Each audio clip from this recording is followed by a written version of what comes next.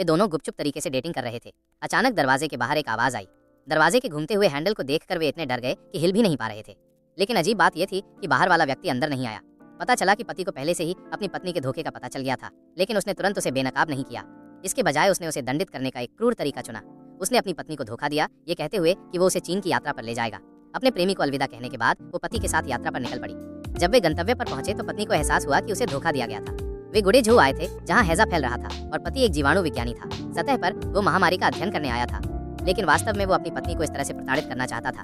महिला को यहाँ के खतरे का एहसास हुआ और उसने चुपके से अपने प्रेमी को मदद के लिए एक पत्र लिखा, लेकिन उसे कभी कोई जवाब नहीं मिला। इस दौरान पति ने उसे नजरअंदाज कर दिया। वो केवल प्रकोप के स्रोत की जांच पर ध्यान केंद्रित कर रहा था।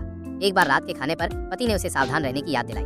खाना दूषित हो सकता है, लेकिन उसने ज्यादा नहीं सोचा और हमेशा की तरह खा लिया। ये देखकर आदमी ने भी एक हिस्सा लिया। पति की कोल्ड वायलेंस, खामोश क्रूरता और कठोर होती गई और महिला असहाय थी। उनकी शादी में बहुत सारी समस्याएं थी। पत्नी एक अमीर परिवार से थी। उसने उससे शादी केवल अपने माता पिता के नियंत्रण से बचने के लिए की थी, लेकिन उन दोनों में कभी कोई भावनाएं नहीं थी।